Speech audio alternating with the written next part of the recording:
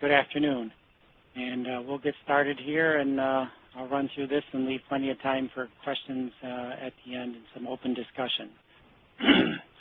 Like we said, what we're going to cover today is what I like to call integrate, don't communicate. And that'll make more sense as we go through this, and I think we'll see a lot of the rationale behind how communication has not been completely effective in the benefits world today. Like Andrew said, yes, I've been at this since 1983, where I founded E&I, 30 years of service in the HR industry. Of course, I tell everybody when they see the 30 years that I was 16 when I started, which is not exactly true, but it sounds better. Also, I put this in here, I attended 17 national SHRM conferences, and I think the point there that I'm trying to make is I've seen a lot of evolution and change in the benefits world over the last 30 years. And when I go to these conferences, I see a lot of stuff that was talked about in the past and things that go around, come around type stuff. And I've seen a lot of the kind of morphing and changes in the whole benefits area. Also, as mentioned, I've authored several articles on integrated benefits, and I currently have the 3-chapter ebook on integrated benefits on our website there that you can download and take a look at, which covers a lot of the concepts we're going to talk about here today as well. Our agenda today, what I decided to cover is just to give you a quick couple of slides on E&I, who we are, so you know where we come from and some of our past. Why benefits matter, I think we all know that, but I want to touch on a couple of areas that are hopefully obvious to some of us, but really bring home the point of why benefits are important. I'm going to talk about kind of the industry standard in connecting employees to benefits, and what has been done a lot today and in the past to get people to connect and engage with their benefit package. I want to look at employee benefit awareness, even do a couple of polling questions around that, and get some ideas of the listeners on what they feel the importance of the benefit awareness is to their actual employees. We're going to talk about, of course, integrate, don't communicate, and what I mean by that. And we're going to look at a couple of examples of integration. It's a very broad term, but we're going to bring up 3 specific ways that integration of benefits can be done. And then we're going to talk about what we'd like to say, establish benefit knowledge points. And I'll show you what we mean by how we're going to bring together some of these benefits in a way to create knowledge points. And then we're going to talk about return on integration, or return on investment. But we're going to take a look at how, through increased engagement, you can achieve a higher level of your return on investment through your benefit package. And of course, we'll summarize it, and like we said in the beginning, we'll leave some time for some good exchange on this whole topic. Okay, who we are. To give you an idea, this is the signature benefits that E&I offers.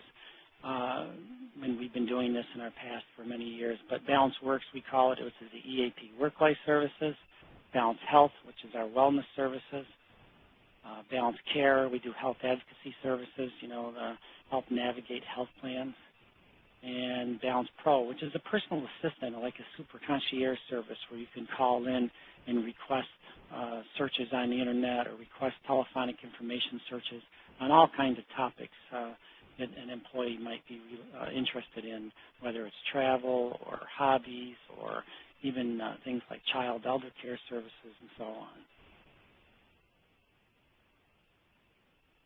Our vision as a company, I think this is important for today's topic, is to really become nationally recognized as innovative designers of what we call integrated benefit solutions. It's really a big part of the fabric of who we are to really have benefits delivered and packaged in what we call an integrated, connected fashion, and not have them separate and fragmented like we'll see here in a moment. All of our customers, give you an idea of some of the customers we deliver service to, is like Cincinnati Children's Hospital. We do universities like Cornell. We do other companies like Ruby Tuesdays and Paychecks. We even serve the Little Debbie snacks there. And we deliver our services, my point is, to a broad range of customers throughout the country. And so that gives us a good connection to a lot of the human resource needs and benefits that they have from many different employer levels.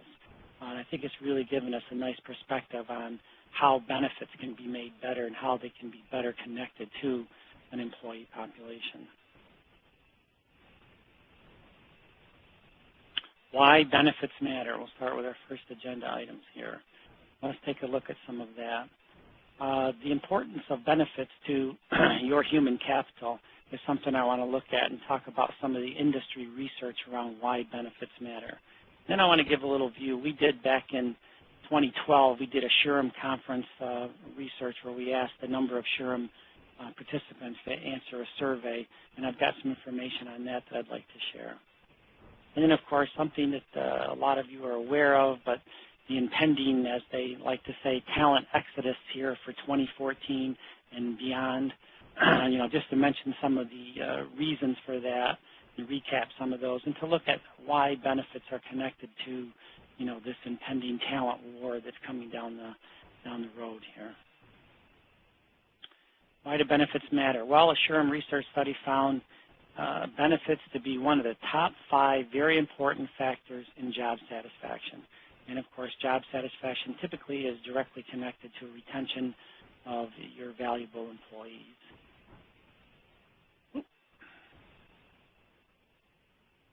Okay, here's one of our questions, and is a polling questions, and it says, in your estimation, please answer this, what percentage of your employees fully understand their benefit package? I guess we'll take a moment here and give you a few moments to answer this question and put your polling choice in. HCI members, if you'll please vote on this poll. We have options of 100%, 75%, 50%, 25%, or less than 25%. And I'll leave the polls open for just a few more moments.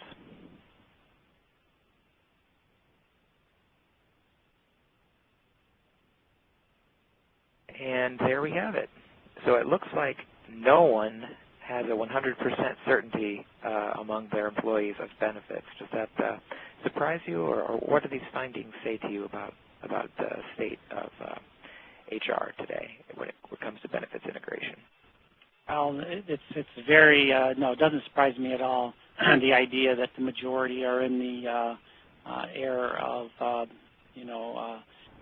50 and 25% really does reflect the fact that most, employees realize, or most employers realize that their employees don't have a complete grasp of their benefit package. They tend to offer a very robust benefit package, and that's something I'll talk to and speak to here in a moment. But, oh no, that's pretty much what we've been seeing.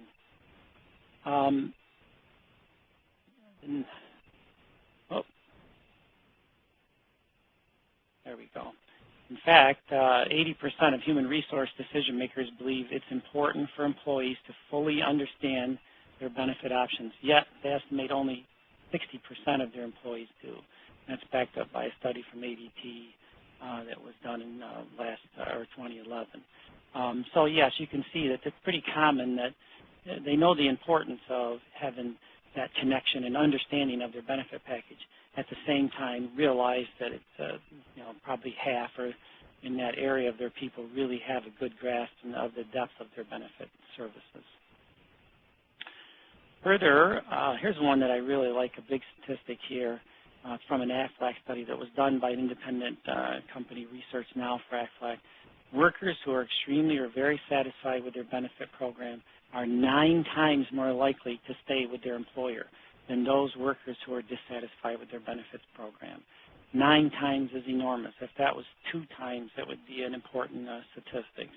The point is that benefits do matter because when they're satisfied with their benefit package and feel they're connected to it and it's working to support them in the way that it should, they are more likely to be retained and stay with that employer. Huge factor with a lot of the stuff we're going to look at here in the next few slides. Also, I mentioned we did our survey 2012. We actually surveyed 836 HR respondents at the SHRM conference in 2012. And we asked them your top 5 5 HR priorities for 2012. And again, no surprise, recruitment and hiring of skilled employees and retention of employees. So that recruitment and retention is, of course, still at the top of their interest in how they can manage and work with their human capital. The talent exodus.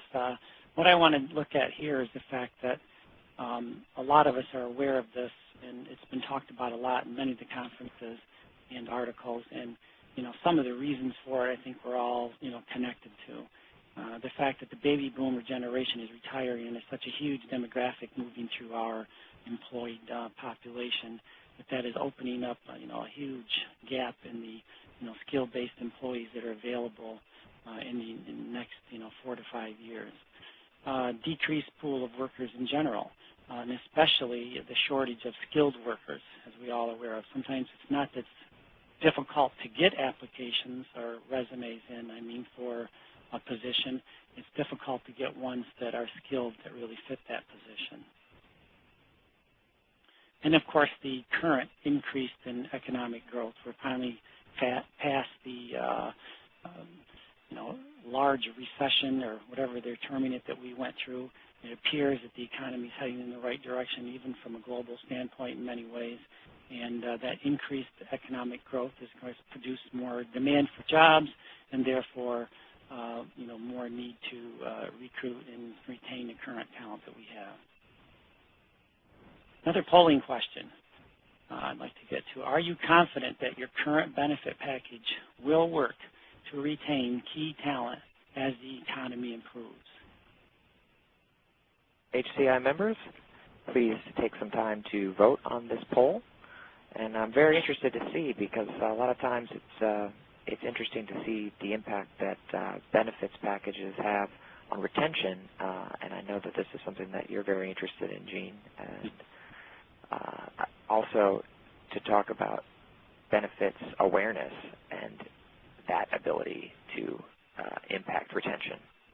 So I'll leave this open for just a few more seconds, and we're going to reveal that 46% are confident that the current benefits package will work to retain key talent as the economy improves. Okay, that's very interesting as well, and that's good that at least half the listeners here have confidence that their package is going to support them as the kind of talent war here unfolds. 30% are unsure or not sure about it. It's kind of like you need to see where the competitive stance of that package is, because as it gets to the point where the talent war gets more and more difficult for those skilled employees, the benefit package is definitely going to have a big component on how you're able to recruit those skilled workers. Graph I have here on the talent exodus. Basically, the short point here is in 2014, between that and in 2018, you can see by this graph that there's a huge increase in the number of employees who will be turning over their job or leaving their current employer. In fact, if you do the math on it, it comes out to about 210 million globally will be exchanging positions. And as the workforce, availability or the number of people in the workforce increases slightly, that turnover is really outpacing it. So those employers who are able to really put together that benefit package and connect their employees to it are going to be the most competitive in mainly retaining that skilled employee or that talent they need to meet their strategic plan and to move ahead from a competitive standpoint. The recruitment and retention of skilled employees, let's take a look at that. Benefits do matter when it comes to that. It's very important that your benefit package is there in a way that's put together to really support that ability to recruit and retain those high-level skilled people that you'll need, again, to meet that strategic growth of that company. Connecting employees to benefits. Let me tell you a little story here that I've got that we can go through and look at some of these examples. I like to say it's a story of good news and bad news. And what I'd like to relate is one of our larger customers said to me about That was probably about 5 years ago. He said, really, I have good news and bad news about our benefits. He said, the good news is we have a lot of programs for our people. We have a very robust benefits plan. He said, the bad news, he said, we have a lot of programs for our people. And the point he was making at that point in time was the fact that we have offered so many benefits and so many programs and so many services to our employees that it's difficult for them to really grasp the totality of that offering. And that he often would say he'd run into employees, whether he was at the corporate site or in some of their national sites, and they would mention like life events or things that they were involved with, that they had benefits that could support them, that they either didn't use the benefit properly at the time or missed it altogether. You know, I was talking to an HR person of a large national employer recently, and she said to me that she was walking through the hall and said, I need to get tires for my car, and I have no idea, you know, how to do that or really how to get started on it. She was then reminded by her colleague at the time that their company has a national tire discount program that they work with that saves them a lot of money and has excellent service for that. And she said what really hit her is that obviously it was a great service to be provided, you know, by their employer and really helped her in, you know, her life event need at that time. At the same time, it really hit her that she was in human resource and wasn't aware of that. And she wondered of their very large population that they have, what percentage of their people really were aware of that part of a benefit or service that their employer offered and were able to connect with it. So she missed it, and you know, her role was in human resource. Right now, our model of benefits is really that of a fragmented model. Today's employers do offer numerous benefit offerings. They tend to be disconnected through many different vendors, and it's difficult to manage and even monitor that type of offering. These fragmented benefits are difficult to communicate. The difficulty to fully communicate that whole package has become more and more of a challenge by many employers. The new hire orientation is one of my favorites. I've sat through many of them over the years. I think employees really enter what we call that benefit haze, where after about the first day or second day of vendors coming in or other HR specialists presenting the benefit package, I can see that haze just kind of come over them, and they just no longer are connected or understanding exactly what's going on with their benefit package. And they also feel like, well, I don't really need it now. I need to hear something about it, but until I need it, I don't really need to understand or absorb the depth of that benefit that's currently being presented to me. Benefit awareness obviously fades over time, and employers try to do all kinds of things from, we'll look at coming up, you know, web portal information to health fairs to just bringing vendors back at certain times to review the benefit package. Email blasts are becoming more and more popular, but still that benefit awareness of that package and all those services tends to start to slide over time, and they don't have that detail of that connection. The engagement of those benefits tend to be slow or low. The ancillary benefits are often not used at the level they should be. It's not uncommon for employees to forget benefit availability, like I pointed out before with that HR director not knowing about her national discount tire service. And low engagement, and from our view, results in low return on investment. Most employers are spending a large amount of money on a benefit package, again, to be competitive. And if they're not getting that return on investment through people using them properly, they're obviously losing money as time goes on in that offering.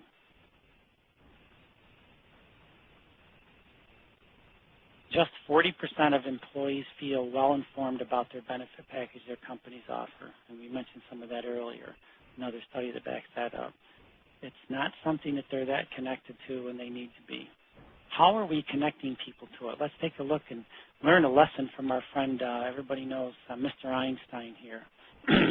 Back in the day, he said, insanity, doing the same thing over and over and expecting different results. Most of us are aware of that quote, and it's quite often used.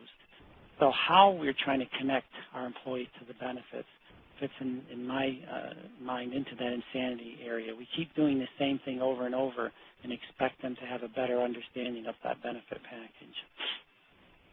Well, when you look at how we connect people to benefits through some type of communication strategy, I think basically it's been ineffective, and we've seen that, and I think a lot of even the people here today have polled it that way as well. It's very difficult through some level of communication to really get people connected to that benefit package at a level where they feel satisfied with it, understand it, use it properly, and really feel like it's a support service that their employer is providing. So our approach is to take a look at how you can integrate a benefit package instead of trying to communicate it.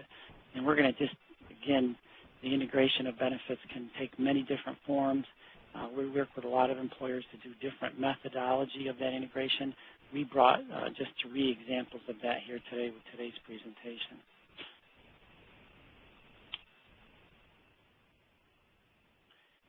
But before we go, one more lesson from Mr. Einstein. Obviously on a bad hair day with this photo, but he said also, missed it. Intelligence is not the ability to store information, but to know where to find it. And I always was very intrigued by this quote from Albert Einstein because obviously one of the most learned minds of our century, and also was around when the internet was not, which there's a lot of information out there that you can find if you know where to look for it. And he knew back then that really the measure of intelligence is where to find information, not the ability to store the information. And I think a lot of our approach to benefits today is that let's transfer this information knowledge to our employee base, and they'll store it, and then they'll be able to use it when the time comes that they need that benefit or they need to access that service. I think that's a lot of the approach that is used in our connecting employees to that package. So 3 ways that we can look at to integrate benefits here. We like to say is to establish benefit, what we'll call knowledge points. And I'll give more information on that in a second. The knowledge points we want to look at today is a benefit information line. I know a number of employers actually do work with that. I've seen that trend more and more over the last 4 or 5 years, where they have an information line on their benefit package. Benefits web portal, we'd like to think that it also should be connected to life events, so employees can go in and really have a life event that they're interested in, maybe borrowing money against their 401k because they need some type of financial infusion, and they can go into that web portal with that life event and actually look to see what benefits can be leveraged to support their situation. And the last one we'll look at is a mobile application of that benefit package. And there's more and more offering, of course. Mobile apps are a big thing, and I just think it's a great way to really bring that together. Benefit information line. What we recommend for employers to look at is to really have a way that when somebody calls into a benefit information line, they can be recognized as an individual in that. They can give their information to be logged in as an individual, and that information be brought up about them, not just the general benefit package that's offered to that employer. What I mean by that is that they should have that benefit eligibility so they can come in and take a look at which benefits are actually connected, which ones they've elected to enroll in for that individual employee, whether it's the standard benefits that are offered or some of the ancillary benefits. They should have a list of the benefits that are connected to that employee when they call into that benefits information line. We also recommend that they can,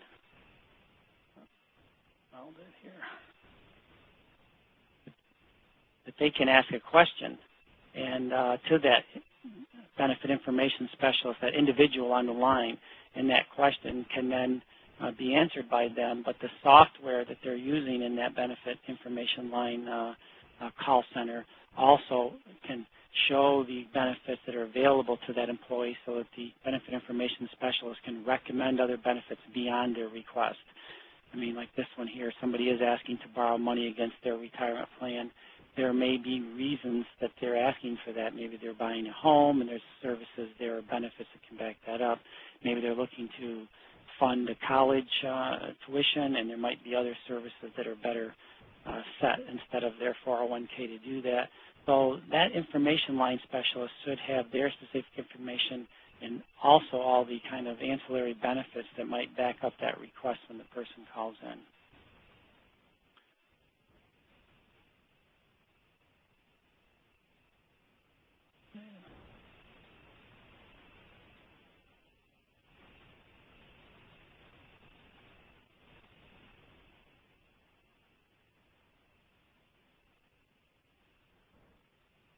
Let me advance this here. We seem to be caught in the loop here. Anyway, here.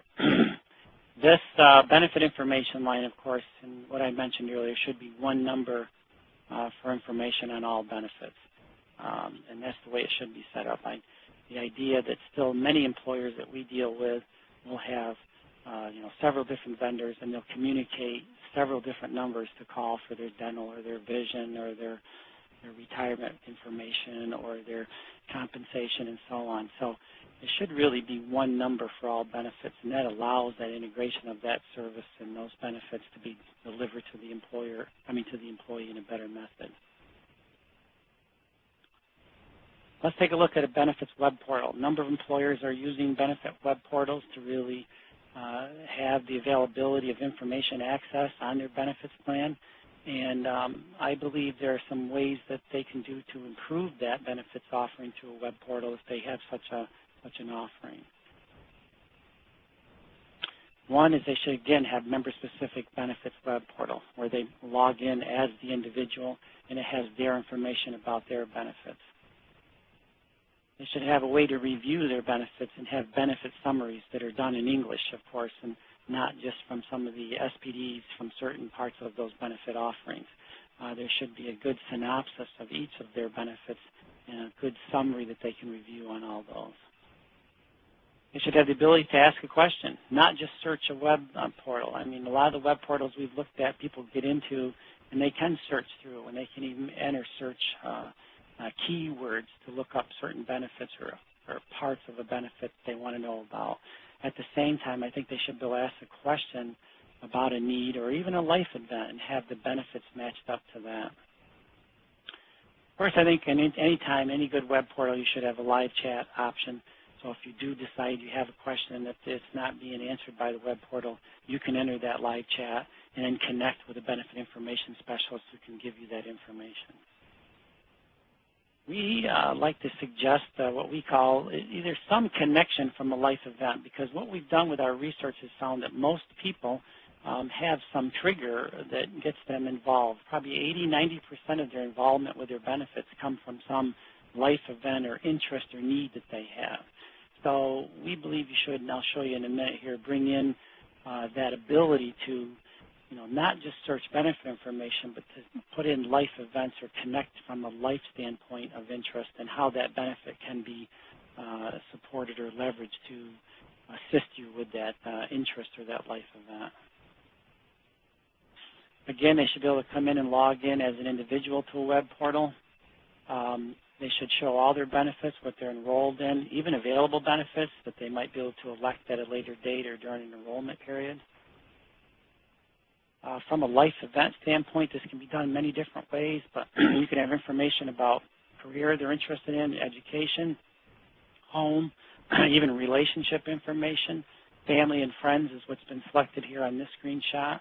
So they can then look at subcategories around, pregnancy or childbirth, adoption, child care, parenting, elder care, so on, pet care.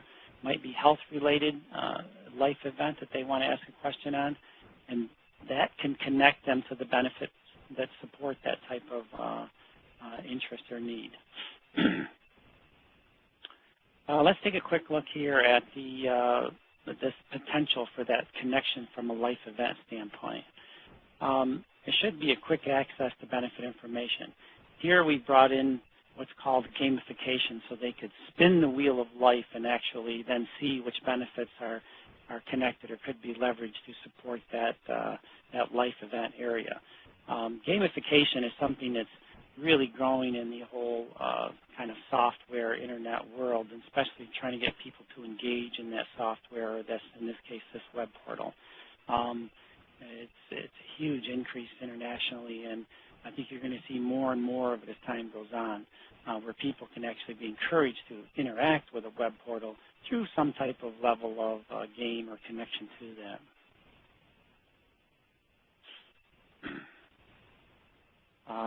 They should also be able to select, like I said earlier, some of the subcategories here. They would check child care and parenting. Their interest is what benefits would support that type of interest.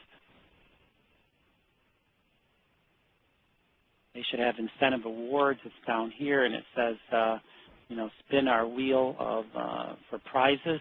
They should have a way that gamification gives them some type of reward if they engage that software. Having some interaction difficulties here.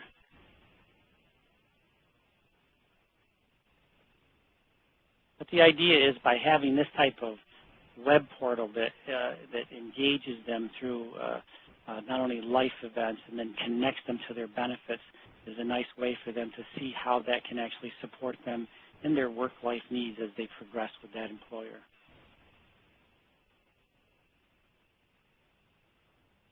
Okay, so when it comes to benefits web portal, it should be one easy-to-use portal for access to benefit information and support. I think it should have live chat with benefit information specialists. I think they should be available 24/7 and not just you know, during some type of office hours. I also think there should be a confidential third party that they interact with often through the web portal or even the live chat. You know, a lot of employees are really high on disclosure when they call in about a benefit need, and some are not. I think when they have an independent third party that's not connected directly as the employer, they're more open to a lot of the other needs they have that might surround that specific request that they're calling in with or going through the web portal with.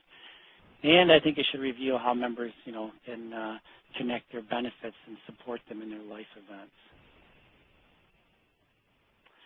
Okay, mobile application, obviously a big area that's around more and more. I think there's a real opportunity for integration there. Really simply what I'll say is that not just a mobile application that they can access information about their benefits. Because of the whole focus we have on integration, we think they should have a mobile application that when they look at a certain benefit or request a certain benefit, it'll also tell them what other benefits might be able to support their need or that interest they have at that time. Very similar to the web portal, it should really reflect that web portal's offerings.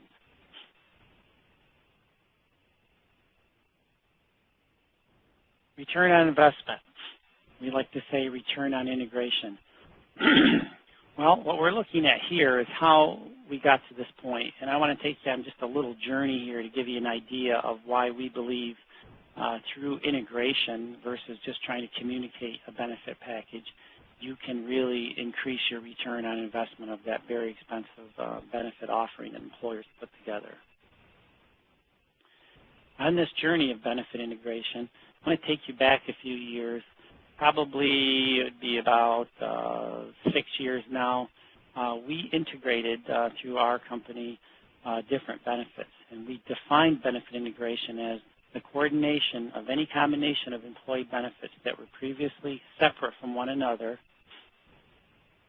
in a way that they are monitored, managed, and processed in cooperation with each other. So really taking benefits that were offered in a separate setting and now putting them together in an integrated offering as one package.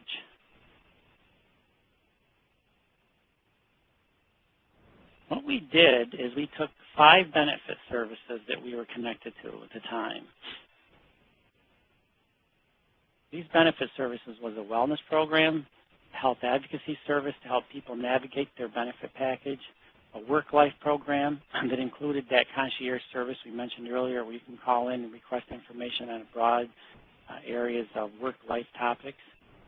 Their health plan was used as an incentive, their health benefits plan to connect to the wellness program, and their employee assistance program. And we really put them together as one package and promoted them that way.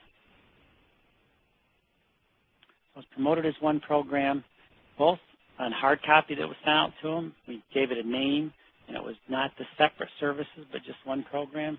And we did it online as well through a web portal.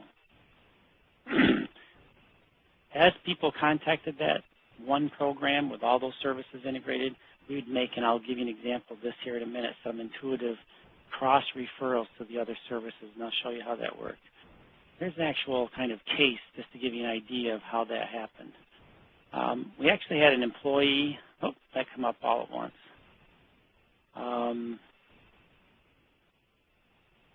Well, what this is, an employee called in, actually on the top there, if you can see, they called into the EAP counseling, and they had a situation where their spouse was given a terminal diagnosis and 3 months to live, and it was a very shocking, obviously disturbing situation to that individual. They called in saying he needs some relief with stress management and some of the grief surrounded by it.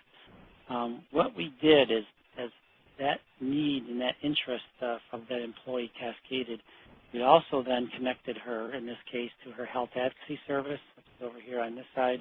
We connected her to their wellness program from a stress management standpoint, helped her work with the participation requirements there to make sure that she maintained her health plan at a high level, connected her with the legal benefit and referral services that were available through her company to help set up her husband's will.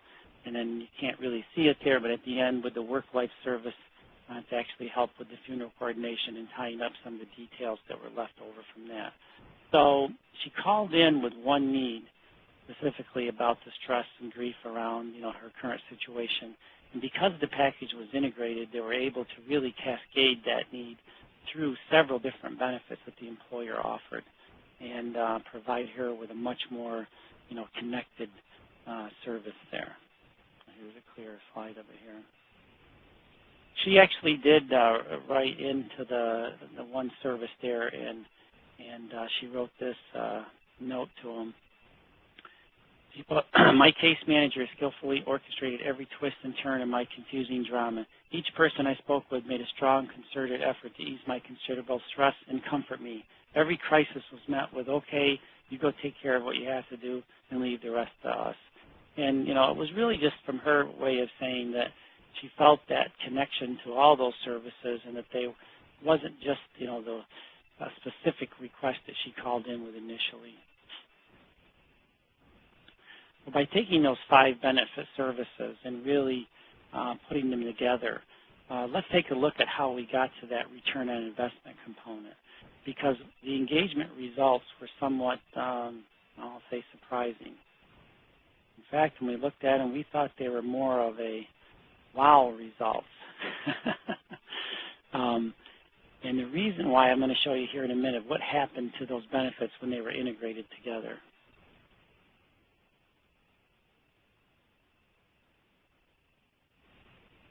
The website that they had that was connected all to one, the EAP, the wellness, and the work life and stuff are all on the website, but the logins to the actual wellness component skyrocketed from 2007, and we put this up for 4 years here to 2011 because of people's connection to that service and able to really be exposed to it no matter which benefit they were coming in to take a look at.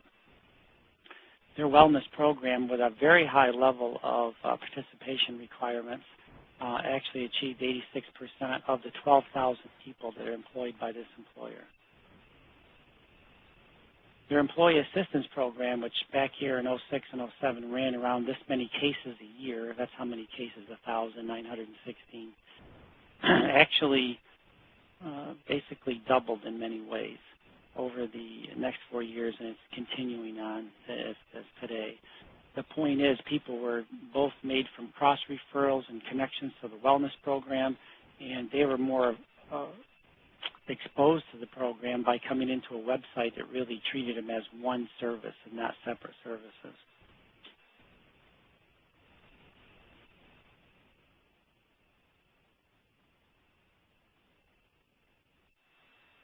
Life requests, that's the request to the concierge, they went up also by, in many cases, double, where people are now more aware and more available to that service and knew what it had to offer them.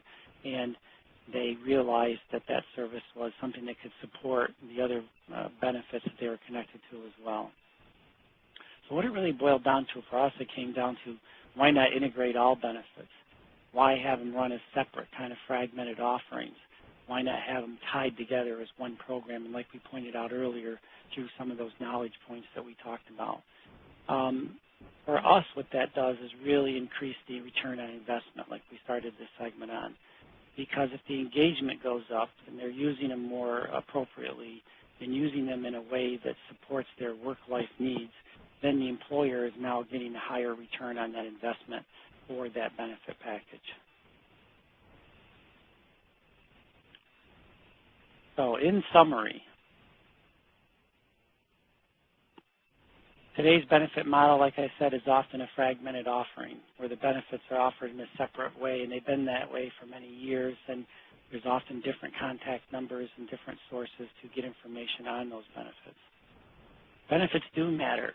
When it comes to recruitment and retention of key and skilled employees, it not only makes a huge difference now, but given at least the predictions of where the whole talent situation and skilled workers are moving toward, it's going to make even more of an impact on an employer being able to be competitive and hit their strategic plan and so on.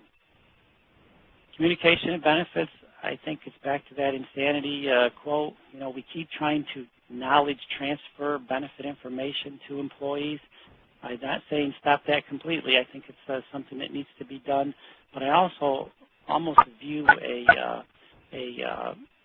benefit orientation for new hires and say, hey, welcome to our company, and you're valued new hires of ABC company. Our orientation on our benefits are pretty much like this. We have a great benefit package that covers many different areas from health and vision and dental and so on that we're going to distribute information and even tell you where you can find information on that. But what we're going to do today is really tell you how to access knowledge points to get at that information and connect it to your needs. This, 20-minute presentation on connecting to that knowledge point, those knowledge points are going to be your overview to your benefit package. I really think that would be more effective than a lot of the approach that employers are imparting today with trying to communicate that benefit package and get them to understand it at a high level.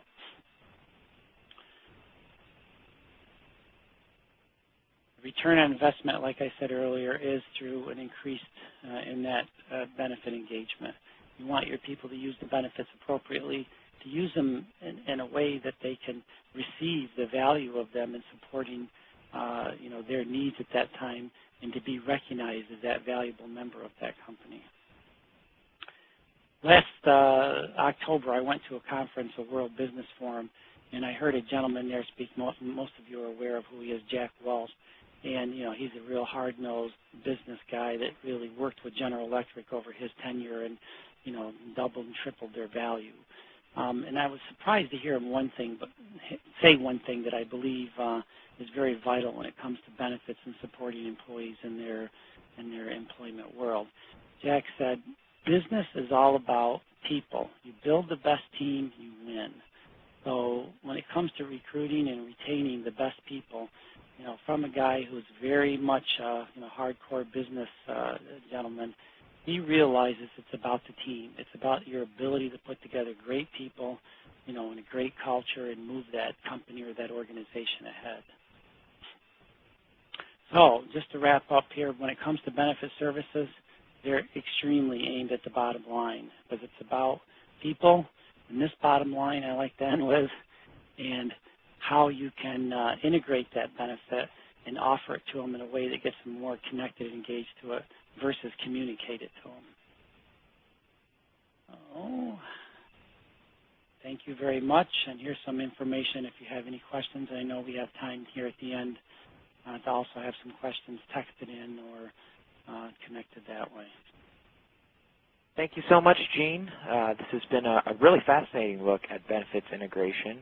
I know that it's something that's definitely on our members' minds, in particular its relation to recruitment and retention. Now, we've had a number of questions come in through the Q&A interface, and we'll get to as many as we can in the time that we have remaining. So HCI members, if you have yet to submit your question, I encourage you to do so now. Gene, we've got a question that is coming from Ben. This is a fascinating topic, and Ben would like to know a little bit about what got you interested in the field of benefits integration in the first place. Oh, boy. What got me interested in it? Well, I could probably do another presentation on it, but the short story on that is that I saw a lot of integration starting to happen in the benefits world over the last, I'll just say 20 years or even 10 years. And a lot of that integration is being done, I believe, what they call is the vertical integration. A lot of employers are going to like one source, almost like, well, I'll mention like a lot of large healthcare entities will offer several different benefits that they own or manage directly. And through that vertical integration, they'll bring a package of benefits to an employer. I found that it's really, what got me interested in the whole area is that I know about horizontal integration where people have separate vendors that are integrated to bring that benefit package to the employer. And that horizontal integration where it's separate but integrated really is a much more powerful approach. In fact, I was talking earlier to one of my employees, and I said, back when I had a stereo, when I was a kid, it all came in, one box. The old Magnavox stereo was in one box. All your components were in one package. That's that vertical integration, like through a large healthcare entity bringing a package of benefits. The problem with that is when one of those parts didn't work, the turntable or the receiver or the speakers didn't work, the whole package suffered. Where I guess what got me interested in is the separate components of stereos today are much more easy to design to your specific needs and to readjust in a way when one goes awry to really keep the whole package running much better. So that's really kind of what got me involved in this. And then when I saw the results of an integrated package with those 5 benefits we saw earlier, I was just been in the field a long time. I was surprised by the increased engagement. I wouldn't have guessed it. If you had asked me, I would have said it had gone up some, but not double and triple in some ways like it did before. So those factors really drove me, down that path of that benefits really need to be brought together as a single package, not offered separately like they are now. Excellent. I've got a question here from Towie. I hope I pronounced your name correctly. This is what is my role as a human resources specialist in bringing in an integrated benefit solution to our company? Well, I believe the role as HR is that, well, one, I can think your role depends on if you're a generalist or specialist in what area, but I think in general, your role can be better spent helping people on board and become part of, the company's culture and fitting in with that company versus trying to spend a lot of time communicating that benefit connection. But also the role in integration can be all the way up to the point where you do a good needs assessment of your human capital and their connection to the benefits, a good needs assessment and how, that package can be better put together, like you even said, from some of those knowledge points or one source for that for your individuals, and then looking at putting together ways to implement that. Really supporting the idea that the benefit package is there to meet their work-life needs and not just a group of services that are offered that if they happen to remember exactly what they're for to connect with them. So I just think really in putting out that whole individual one benefit, one package to all their employees is a big part of the role they can play. Thank you. Now this is a kind of a specific product-related question from Tammy asking, does this offer single sign-on for all of the different web portals that could be included in integration? Yes, I'm aware. It could be a single source sign-on, they call it, and I know a lot of that's been done out there. The single source sign-ons that I'm involved with mostly are, the individual does go in as themselves and they sign in once and then they can access all the benefits that are available to them. The question is, well, I just think it can be part of that, the single source sign-on, but I think it should go beyond that, where once they're into that single source sign-on web portal, they should have the ability to connect with benefits, and then that software should also either recommend or at least expose them to other benefits that may support their need in that specific benefit. Again, I could give several examples, but like I said, somebody borrowing money against their 401k, they can often get the information from a single source sign-on and get that because it's often asked. But why are they borrowing money can also be a huge factor in other benefits being leveraged to support that need. So if I'm hearing the question right, I think it can be part of a single source sign-on, but I think it should go beyond that where they're able to see how other benefits support the need for the services that they're accessing in that single source. Excellent. A quick question here from Kara, talking about once implemented, could you discuss a little bit about the impact on the freed up resources in terms of both time and money that can happen once we've established a good benefits integration process?